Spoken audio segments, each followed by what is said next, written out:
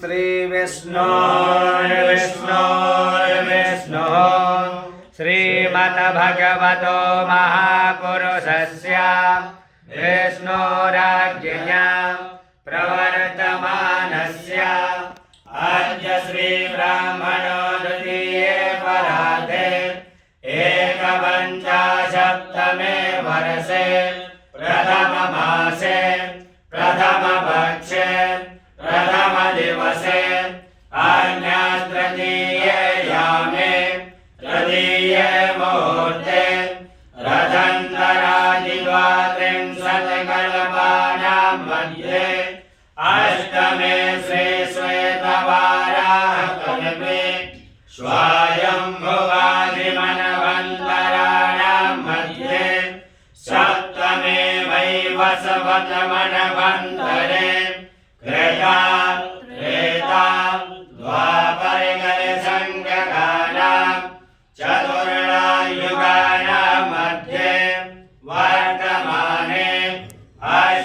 अष्टाविंशतितमे कलियुगे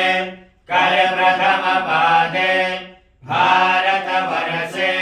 भरतखण्डे जम्बूद्वीपे आर्यावर्तैकदेशान्तर्गते पूर्णविष्णुप्रयागराजक्षेत्रे त्रिवेणीसंगमतटे प्रभवादिषष्टिसंवत्सराणां मध्ये पिङ्गलनामधेयसंवत्सरे दक्षिणायने रवो हेमन्तऋतौ मासानां मासोत्तमे मासे पौषमासे शुभे कृष्णे पक्षे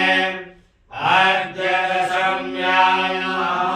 पुण्यशुभतिथौ पण्डितवासरान्वितायां शुभनक्षत्रे शुभयोगे शुभकरणे शुभराशे स्थिते श्रीसूर्ये शुभराशे स्थिते श्रीचन्द्रे शुभराशे स्थिते श्रीभगवद्देवराजगुरौ शेषेषु ग्रहेषु यथा यथा राशिस्थाने स्थितेषु षट्सु एवं ग्रह गण गुण विशेषण विशिष्टायां वेलायां महापुण्यशुभतिथौ